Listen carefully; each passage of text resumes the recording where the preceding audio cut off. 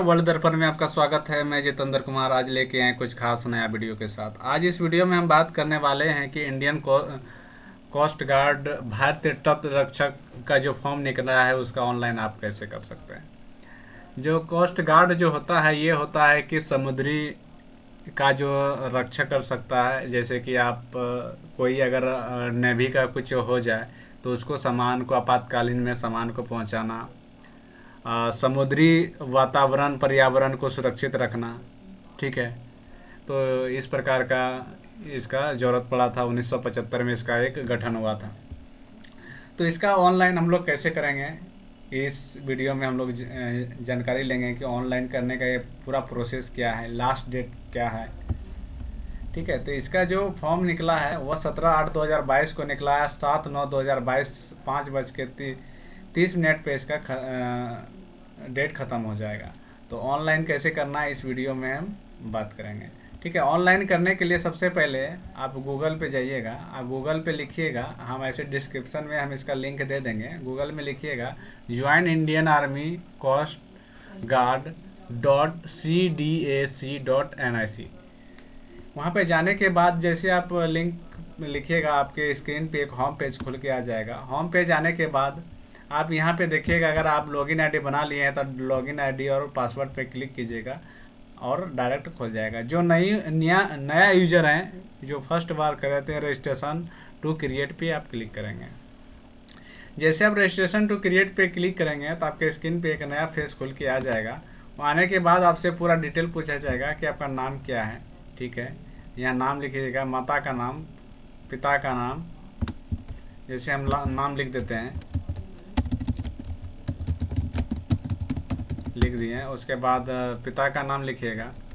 पिता के नाम लिखने के बाद यहाँ पे मोबाइल नंबर और ईमेल आईडी, यहाँ पे ओटीपी कीजिएगा। तो एक मोबाइल और मेल में दोनों में ओटीपी जाएगा। उसके बाद यहाँ मेल वाला ओटीपी डालना है और मोबाइल वाला ओटीपी डाल के आगे बढ़ना है। जैसे हम देखिए डाटा डालते हैं तो आपके सामने जो है इस प्रकार का इंटरफेस खुल के आ जाएगा। उसके बाद आप ओके पे क्लिक कीजिएगा, आपका मोबाइल और मेल में ओटीपी आ जाएगा। जैसे हम ओके करते हैं और मोबाइल में जो ओटीपी आता है वो देखते हैं और यहाँ पे डालते हैं। तो अब जैसे आप डालिएगा तो आपका यहाँ पे ओटीपी डाल मोबाइल में और जो मेल में ओटीपी गया हो, जैसे डालने के बाद आपका registration mobile number, generate ID और पासवर्ड आपका मोबाइल और मेल में भेज दिया गया। जैसे आप ओके कीजिएगा, जैसे ओके करने के बाद तो हमारे जो मेल आईडी में जो आपका मेल आईडी और जो पासवर्ड गया होगा, आपका मेल आईडी में आपका पासवर्ड और मोबाइल में भी पासवर्ड आ गया। तो हम यहाँ पे लिखेंगे जो मेल आईडी और पासवर्ड को डालेंगे और हम आगे लॉगिन पे क्लिक करते हैं और फिर अगला पेज खुल के आएगा। चलिए डालते हैं। क्या है कि जो आपके मोबाइल में जो पासवर्ड आएगा वो विचित्र तरह का आएगा, तो इसीलिए आप यहाँ पे एक फॉरगेट पासवर्ड करके एक सिंपल तरह का पासवर्ड बना लीजिएगा। हो सके कि आप लॉगिन कीजिएगा तो आपका इनवैलिड करके आएगा, तो ये आपके घबराना नहीं है। आप फॉरगेट पे क्लिक कीजिएगा और नॉर्मल पासवर्ड बना लीजिएगा। चलिए हम फॉरगेट पे क्लिक करते हैं। जैसे हम यहाँ पे मेल में भी ओटीपी ले सकते हैं और मोबाइल में ले सकते हैं। तो यह क्या करेंगे, हम ओटीपी मोबाइल पे कर लिए और उसके बाद हम यहाँ पे जो ओटीपी है वो डाल के कैप्चा डाल के आगे बढ़ते हैं। जैसे हम आगे बढ़ेंगे तो आपका सबमिट पे क्लिक करेंगे, अगला पेज खुल के आएगा। तो हमने जो किया था फॉरगेट पे जो क्लिक किया उसके बाद कैप्चा डाल के आगे बढ़ेंगे। तो यहाँ पे आप डालिएगा आईडी पासवर्ड, तो ये इस प्रकार का खुल जाएगा। उसके बाद आपको बोलेगा कि आप न्यू पासवर्ड बना लेते। तो उस न्यू पासवर्ड बनाने के लिए यहाँ पे दिया गया है नाम अपर लेयर, और जैसे नाम जैसे किसी का नाम जैसे जितेंद्र है तो JI बड़ी लिखेगा, बाकी सब छोटी, @123। तो यहाँ 8 और 16 का कैरेक्टर होना चाहिए, अपर नीचे होना चाहिए। ठीक है, तो वो हम आईडी पासवर्ड एकदम सिंपल बना लेंगे, क्योंकि हम जो मेल जो आता है वो पासवर्ड ऐसा पासवर्ड देता है कि लिखने में बहुत परेशानी होता है। ये आप नॉर्मल पासवर्ड बना के कैप्चा डालिएगा और इसको कंटिन्यू पे क्लिक करिएगा।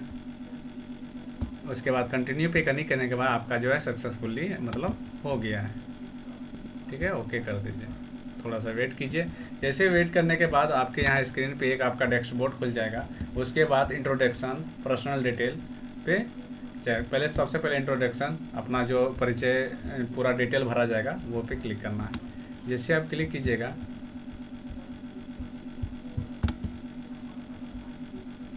उसके बाद यहाँ पे पूरा आप जो है इसको पूरा पढ़ लेना है। पढ़ने के बाद एग्री पे क्लिक करके उसके बाद सबमिट पे क्लिक कर दीजिएगा। सबमिट पे क्लिक करने के बाद फिर आपके स्क्रीन पे एक नया पेज खुल के आएगा।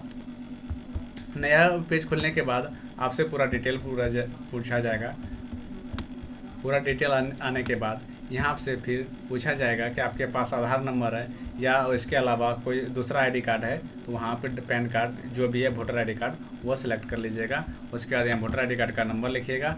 उसके बाद आइडेंटिफिकेशन मार्क में पूछा जाएगा कि आपके तिल का निशान या कुछ भी हो तो वहाँ पर लिखना है। जो भी मार्क है यहाँ पर लिख दीजिएगा। उसके बाद यहाँ पर पूछा जाएगा कि आप गवर्नमेंट एम्प्लॉय है कि अनएम्प्लॉय है, तो अनएम्प्लॉय पे क्लिक कर दीजिएगा। अगर गवर्नमेंट है तो गवर्नमेंट पे क्लिक कर दीजिएगा। उसके बाद वोटर कार्ड लिखिएगा और उसके बाद पूरा डिटेल लिखने के बाद फिर एक इसको भर लेते हैं। उसके बाद देखते हैं क्या क्या पूछता है। उसके बाद कैटेगरी पूछा जाएगा। उसके बाद कैटेगरी सेलेक्ट कर लीजिएगा, जिसमें आते हैं जनरल, SC ST OBC जो भी आते हैं वो लिखिएगा। ये लिखने के बाद आपको कैटेगरी सेलेक्ट कर लेना है। जो भी कैटेगरी में आते हैं वो आप सेलेक्ट कर लीजिएगा। ठीक है, कैटेगरी सेलेक्ट करने के बाद यहाँ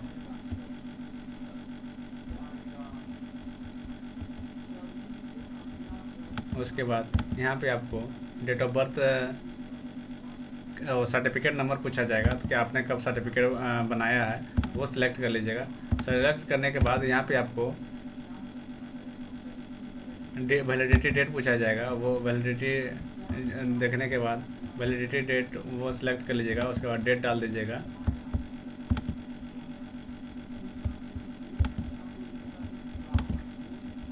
इसको 9 कर दीजिए। उसके बाद यहाँ आपसे डेट ऑफ बर्थ पूछा जाएगा, वो डेट ऑफ बर्थ लिख दीजिएगा। जो भी डेट ऑफ बर्थ है उसको यहाँ पे सिलेक्ट कर लीजिएगा। ठीक है, डेट ऑफ बर्थ सेलेक्ट करने के बाद आपका एक पूछा जाएगा बर्थ सर्टिफिकेट है या मैट्रिक का मार्कशीट, तो आप मैट्रिक का मार्कशीट पे क्लिक कर दीजिएगा। उसके बाद नीचे आइएगा, यहाँ पे ऐसे अपलोड करना पड़ेगा। ठीक है, यहाँ पे अब अपलोड या वोटर आईडी कार्ड जो दिए हैं उसका DOB के लिए जो मार्कशीट दिए हैं उसको यहाँ पे अपलोड कर लीजिएगा। जैसे अपलोड करते हैं उसके बाद अगला पेज जो खुल के आएगा, अपलोड करना है 10 और 100 के बीच में। तो ये ध्यान रखिएगा कि ज़्यादा MB कम ना हो और इससे ज़्यादा भी नहीं हो। ठीक है, तो इसको सिलेक्ट करके आप वो लिखने के बाद आप यहाँ सेव पे क्लिक कर दीजिए। उसके बाद आपके स्क्रीन पे एक अगला पेज खुल के आएगा। यहाँ सबसे पूछा जाएगा कि जनरल ड्यूटी और कम्युनिकेशन पेट्रोल लाइसेंस SA के और असिस्टेंट टेक्निकल आप कौन सा भी भरना चाहते हैं वो आप सेलेक्ट कर लीजिएगा। जैसे हमको GT में भरना है तो GT पे सिलेक्ट कर लेते हैं। उसके बाद आगे बढ़ते हैं। करने के बाद यहाँ आपसे पूछा जाएगा कि आप डिप्लोमा ग्रेजुएशन जो किए हैं वो आप सिलेक्ट कर लीजिएगा। जैसे आप सिलेक्ट करने के बाद यहाँ पे आप सेव पे क्लिक कर दीजिएगा। सेव पे करने के बाद एक नया पेज खुल के आया। जैसे हम सेव पे क्लिक किए तो आपका सक्सेसफुली का मैसेज आ गया। सक्सेसफुली का मैसेज आने का ओके कीजिएगा और फिर आगे बढ़े। करने के बाद यहाँ पे आपका 10th का जो है वो आपसे पासिंग कब किए हैं वो आपसे यहाँ पूछा जाएगा कि आप 10+2 कब पास किए हैं, वो आप सिलेक्ट कर दीजिएगा। सिलेक्ट करने के बाद आप कहाँ से किए हैं वो सिलेक्ट कर लीजिएगा। उसके बाद सर्टिफिकेट नंबर पूछेगा वो डाल दीजिएगा। और सर्टिफिकेट नंबर डालने के बाद आपका परसेंटेज है तो परसेंटेज लिख दीजिएगा। जितना परसेंटेज था वो डाल दीजिएगा। परसेंटेज डालने के बाद फिर आगे बढ़िएगा। यहाँ सबसे पूछे जाएगा कि आपके ऑप्टिकल मार्क मतलब कि कितना नंबर का पूछा था और आपने कितना लाया। ठीक है,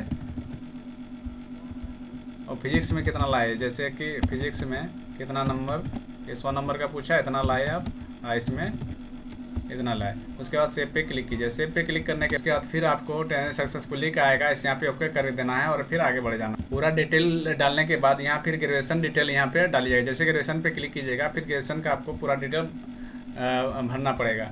ठीक है, ग्रेजुएशन के डालने के बाद ग्रेजुएशन कंप्लीट है तो यस कर दीजिएगा। कब कंप्लीट किए हैं वो भी ओके कर दीजिएगा।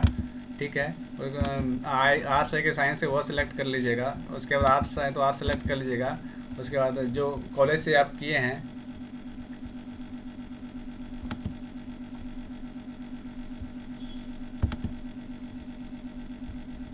वो सिलेक्ट कर लीजिएगा। उसके बाद यहाँ पे कोर्स ड्यूरेशन 3 साल का होता है तो 3 साल सिलेक्ट करिएगा। परसेंटेज है तो परसेंटेज पे सिलेक्ट कर लीजिएगा और कितना परसेंटेज लाए हैं वो लिख दीजिएगा। लिखने के बाद यहाँ पे ऐड पे क्लिक कर दीजिएगा। ऐड पे क्लिक करिएगा। उसके बाद यहाँ पे आपको यहाँ पे पूछा जाएगा कि फर्स्ट ईयर में कितना सेमेस्टर 1 में या जो भी एनुअल साल में कितना नंबर का पूछा गया था और आपने कितना लाया। टोटल, ठीक है। उसके बाद फिर ऐड पे क्लिक कीजिएगा, फिर सेकेंड ईयर का लिखिएगा, जितना सेकेंड ईयर में लाए हैं वो लिखने के बाद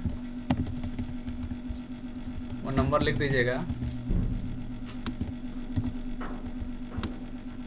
फिर ऐड पे क्लिक कीजिएगा। ऐड पे क्लिक फिर 3 साल का तो होता है, जो 3 साल का वो फिर नंबर डालिएगा, कितना नंबर का पूछा और कितना लाएगा वो लिखने के बाद ऐड पे क्लिक कीजिएगा। ऐड पे क्लिक करने के बाद उसके बाद सेव पे क्लिक कीजिएगा। ग्रेजुएशन डिटेल डालने के बाद उसके बाद आपसे घर पूछा जाएगा, वो घर का डिटेल पूरा डालिएगा कि घर पूरा जैसा ऐसा डिटेल डालिएगा ताकि आपका एरिया तक आपका जो है डॉक्यूमेंट कोई पहुंच सके। उसके बाद जहां स्टेट सेलेक्ट कर लीजिएगा। स्टेट सेलेक्ट करने के बाद जिस स्टेट में आते हैं वो स्टेट सेलेक्ट कर लीजिएगा। डिस्ट्रिक्ट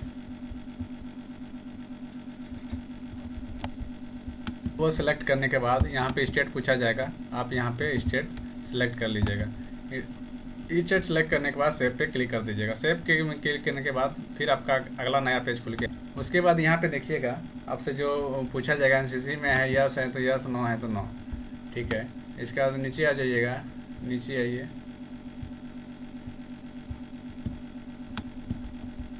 जो है नो है तो नो पे क्लिक कर दीजिएगा। अपना हिसाब से पढ़ लीजिएगा इसको क्या है।